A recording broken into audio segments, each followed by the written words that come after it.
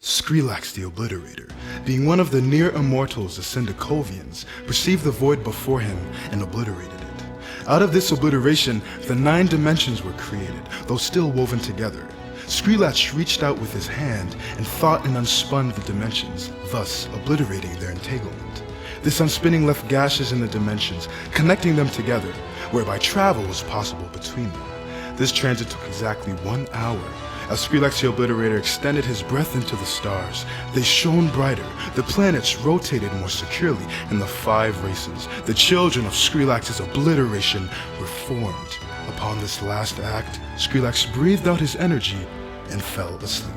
The first race, the Zargnarfs, were small and simple, yet excellent in wisdom and crafts. Interestingly enough, they only spoke while breathing in, like so. "Hello, I am a Zargnarf. Welcome to my mud hut." The Valkyrie, the next race, were smarter and more industrious. They gathered to the gashes of Skrillex the hour portals, like seaver flies to a flame. Attracted to its energy and light, they energy reaped the gashes to extract the energy needed to travel to the other dimensions. In Orion's Cycle 8512-003, a humble Melderin by the name of Talos was born.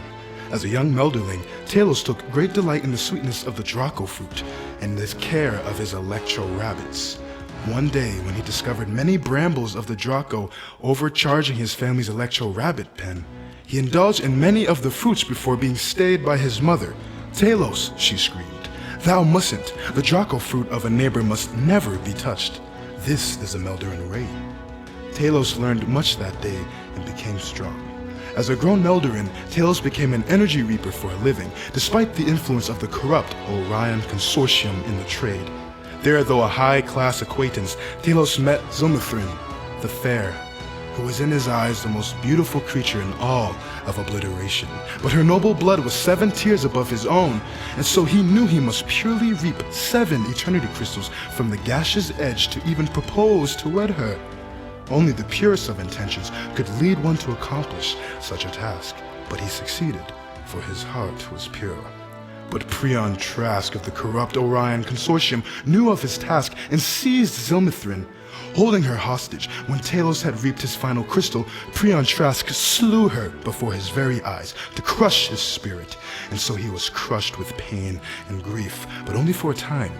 Withdrawing to his Melderling Electro Rabbit pen, he realized that the energy he used to reap had a life of its own, like the Electro Rabbits, and so it too could be herded.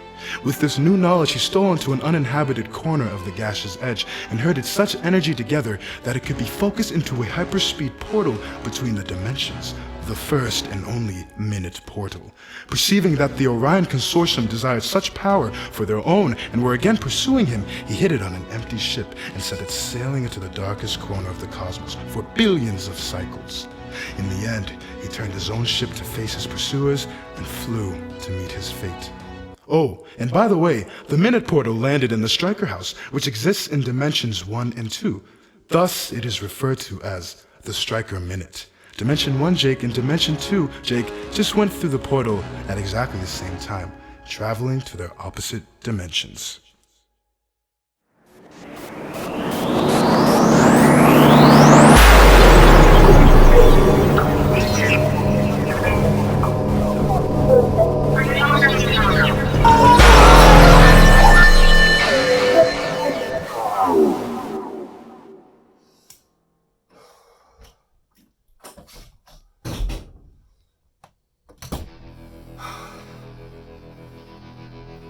What happened?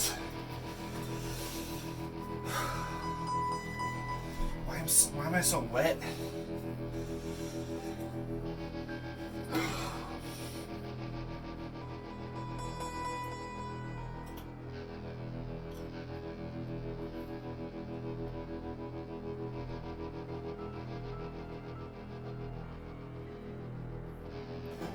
That looks great, Ryan.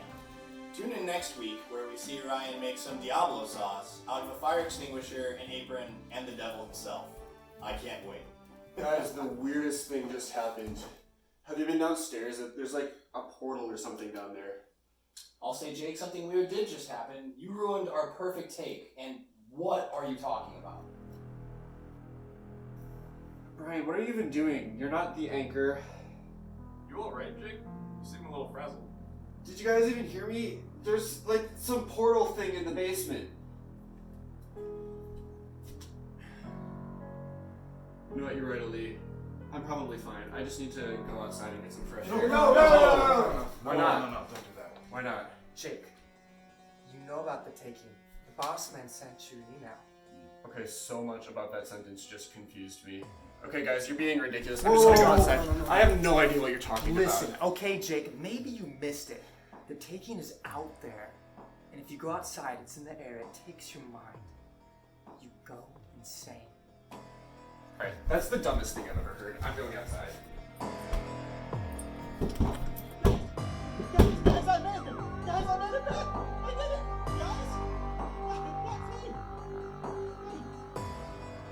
Guys! Guys! Guys, what happened to him?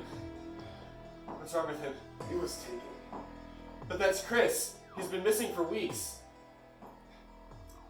Who's Chris?